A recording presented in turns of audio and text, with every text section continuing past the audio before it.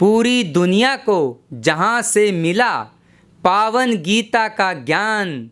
धर्म व कर्म नगरी कुरुक्षेत्र सचमुच है महान, सचमुच है महान। जिस धरा पर महाभारत का युद्ध लड़ा गया, जहाँ आस्था की बयार बहती है, वह जिला है कुरुक्षेत्र। हरियाणा राज्य के कुरुक्षेत्र जिले के विभिन्न पहलुओं पर चर्चा के लिए हमारे साथ हैं प्रसिद्ध इतिहासकार डॉक्टर महेंद्र सिंह। सांझी सोच हरियाणा मंथन में आपका स्वागत है डॉक्टर महेंद्र जी। धन्यवाद। खास बात है कि डॉक्टर महेंद्र सिंह इतिहास की तो गहरी समझ रखते ही हैं, इसके साथ साथ इतिहास की जानकारी लोगों तक पहुंचाने में उनका अहम योगदान है।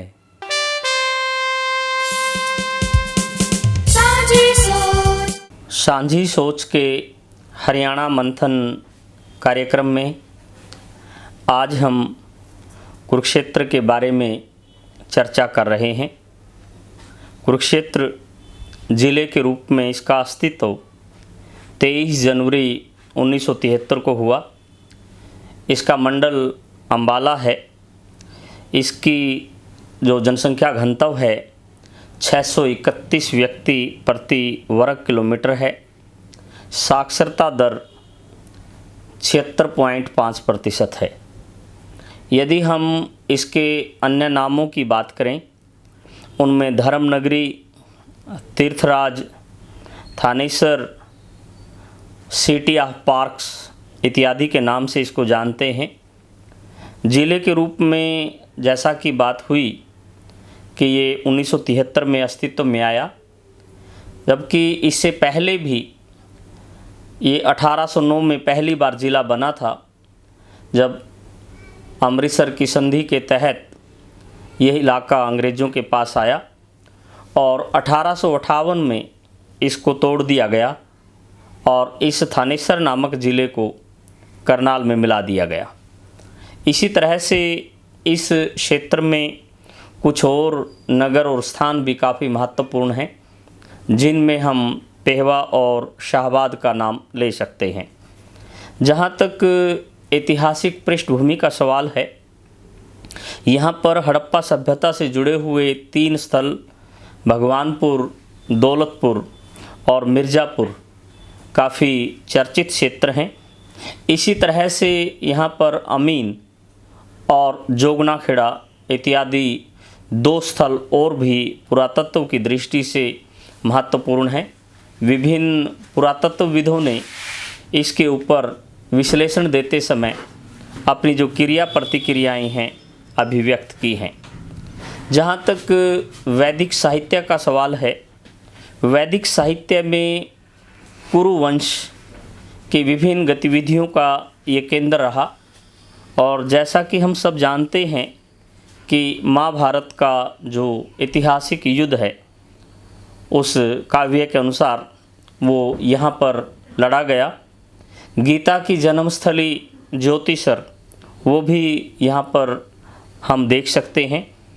जोगनाखेड़ा से अपने इस इलाके के हरियाणा के विभिन्न क्षेत्रों के सबसे अच्छे स्तर के PGW पेंटेड ग्रेवियर, जिनको हम चित्रित धूसर मृदभांड बोलते हैं, वो भी यहाँ से मिले हैं। इसके बाद हम थोड़ा सा आगे चलते हैं। बौद्ध काल में यहाँ पर मठ और चैत्य काफ़ी ज़्यादा मात्रा में रहे और उस दौर के जो हैं विदेशी यात्री इन मठों के बारे में, इन चैत्यों के बारे में काफ़ी ज़्यादा चर्चा करते हैं। प्राचीन काल का इतिहास जिस तरह से पड़ाव लेता गया, जिस तरह से मोड़ लेता गया, जैसे मौर्य काल, कुषाण काल, गुप्त काल, उसके साथ यह क्षेत्र भी कदमताल करता हुआ आगे बढ़ा। और जब हम हर्षवर्धन के काल में आते हैं, जिसको वर्धन वंश या हम पुष्यभूति बोलते हैं, उसकी राजधानी थानेसर यही रहा और बाण के साहित्य में इसके लिए श्रीकंठ जनपद शब्द प्रयोग किया गया है।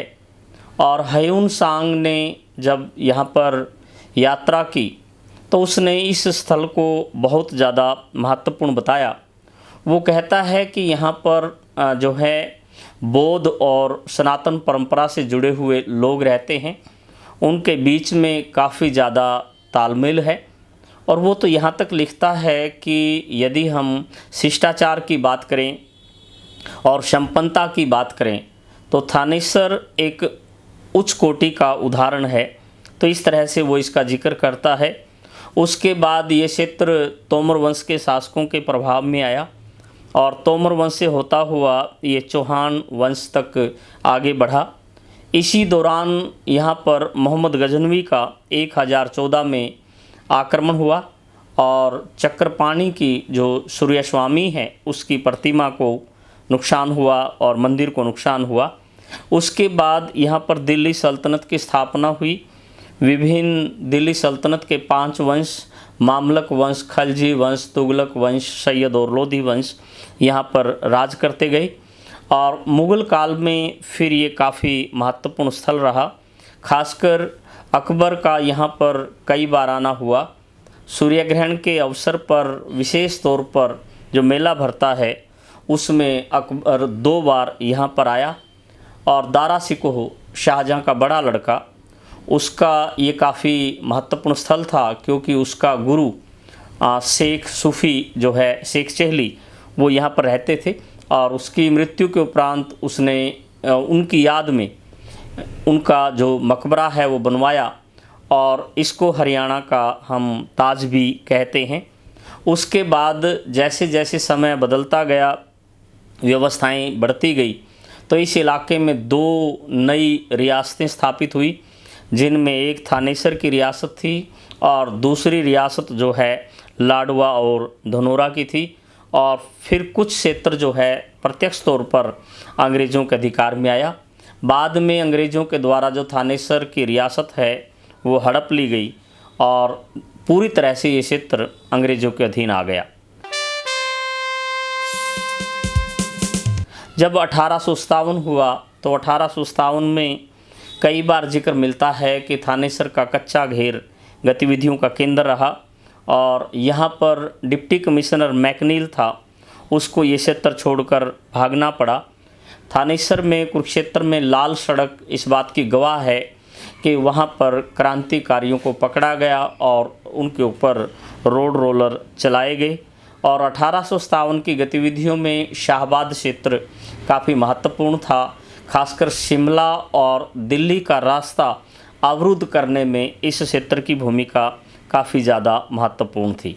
इस क्षेत्र में भी 1857 की एक महत्वपूर्ण लड़ाई जो है पेहवा के पास गुमथला गढ़ू में जो है लड़ी गई और उस लड़ाई में खासकर पटियाला की जो सेना है उसकी काफ़ी ज़्यादा खराब स्थिति हुई जो अंग्रेज़ों के पक्ष में थी।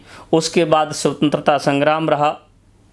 यहाँ के कई व्यक्तित्व उसमें शामिल हुए और उसमें विशेषकर गुलजारी लाल नंदा का नाम हम ले सकते हैं, जिसको स्वतंत्रता के उपरांत 2 बार भारत के कार्यवाहक प्रधानमंत्री के रूप में काम करने का मौका मिला। ये उस व्यक्ति का कद था कि पंडित जवाहरलाल नेहरू के बाद भी उन्हें प्रधानमंत्री बनाया गया। लाल बहादुर शास्त्री की मृत्यु के बाद भी उन्हें प्रधानमंत्री बनाया गया। जहाँ तक सांस्कृतिक धरोहर का सवाल है, बहुत समृद्ध क्षेत्र है ये। हड़प्पा के 3 स्थल जिनका मैं जिक्र करके आया हूँ, भगवानपुर, दौलतपुर और मिर्ज़ापुर, उनका खनन हुआ है। हालांकि बड़े स्तर पर यह खनन नहीं हुआ है, लेकिन जितना हुआ है उससे ये पता चलता है कि इस क्षेत्र में ये सभ्यता काफ़ी ज़्यादा फलती फूलती थी। और जो अमीन की थे है उसका जिक्र हम कनिंगम के साहित्य में पाते हैं। जोगनाखेड़ा की जो खुदाई हुई और वहाँ से जो मिट्टी के बर्तन मिले वो वैदिक सभ्यता की सीधी सीधी गवाही देते हैं। उसके बाद हम यहाँ पर कर्ण के टीले की बात करते हैं, हर्ष के टीले की बात करते हैं, शेख चेली के मकबरे की बात करते हैं, भद्रकाली का जो ऐतिहासिक मंदिर है उसका भी हम जिक्र देखते हैं। इसी तरह से पेहवा, अरुणाई और शाहबाद का जो मार्कंडेश्वर मंदिर है उनकी भी अपनी ऐतिहासिकता है।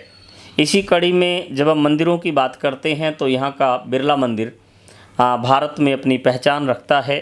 और इस क्षेत्र में, इस नगर में विशेषकर 2 सरोवर, ब्रह्म सरोवर और सन्निहित सरोवर, इसकी गरिमा को चार चांद लगाते हैं। जहाँ तक विशेष का सवाल है, 48 कोस का क्षेत्र जो है वो कुरुक्षेत्र के महाभारत के साथ जुड़ा हुआ माना जाता है, जहाँ पर 360 जो तीर्थ स्थल हैं वो माने जाते हैं, उनको स्वीकारा जाता है और इनको विकसित करने की जिम्मेदारी कुरुक्षेत्र विकास बोर्ड ने ली है, जिसका गठन 1968 में हुआ था। और कुरुक्षेत्र में विश्वविद्यालय की स्थापना जो है 1956 में हुई। स्वयं भारत के पहले राष्ट्रपति डॉक्टर राजेंद्र प्रसाद, उन्होंने इसका जो है नींव रखने का कार्य किया। यहाँ पर श्री कृष्ण संग्रहालय, कल्पना चावला तारामंडल और ऐतिहासिक दृष्टि से यदि चर्चा की जाए या फिर वैचारिक तौर पर देखा जाए, धर्मशालाएं तकरीबन यहाँ पर हर सामाजिक समूह की देखने को मिलेंगी। मगरमच्छ का जो संभाल और संस्थान केंद्र है भोरसैदा, वो यहाँ पर है। महाभारत का एक जो यक्ष है रतगल, वो भी यहाँ पर है। ज्योतिषर और अमीन जैसे ऐतिहासिक स्थल यहाँ देखे जा सकते हैं। सरस्वती नदी की धारा कभी यहाँ पर बहा करती थी, ऐसा विश्वास भी किया जाता है। पीपली का चिड़ियाघर जो है वो भी यहाँ पर है। और यदि हम थोड़ा सा साहित्य की दृष्टि से देखें, अलबरूनी ने ये स्थल 1030 में जो है विजिट किया। उसकी किताब तहकीकात-ए-हिंद, उसमें इस स्थल के बारे में काफ़ी ज़्यादा लिखा। वो भी बाणभट्ट की तरह से इस क्षेत्र की काफ़ी ज़्यादा चर्चा करता है। इसी तरह से बाणगंगा की हम बात करें या कुरुक्षेत्र विश्वविद्यालय स्थित धरोहर की बातचीत करें, वो भी महत्वपूर्ण स्थल हैं। और गुरुद्वारों की दृष्टि से कुरुक्षेत्र में जो है 10 गुरुद्वारे हैं, जिनको ये माना जाता है कि वो 10 की 10 जो पातशाही हैं उनका प्रतिनिधित्व करते हैं। NIT जैसी शिक्षण संस्था जो है तकनीकी क्षेत्र की एक महत्वपूर्ण मिसाल है।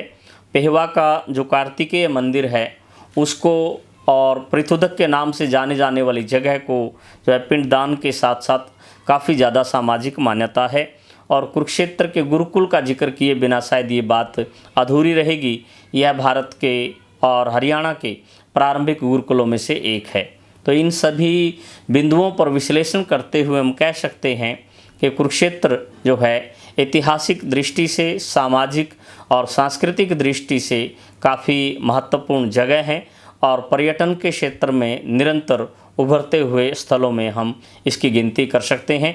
इसी तरह से शिक्षा के क्षेत्र में ये प्राचीन काल से उच्च कोटि का केंद्र रहा है और वर्तमान में भी अपनी इस पहचान को बरकरार किए हुए है। हरियाणा मंथन देखते रहिए और सांझी सोच से यूं ही जुड़े रहिए। सांझी सोच जिस तरह की सामग्री और रचनात्मक गतिविधियों के साथ आगे बढ़ रहा है, यह एक सुखद पक्ष को अभिव्यक्त करता है। और आपसे विनम्र अनुरोध कि आप इस चैनल को सब्सक्राइब करें, शेयर करें, लाइक करें, ताकि ये सांझी सोच और ज़्यादा लोगों के साथ अपनी सांझी अभिव्यक्ति कर सके।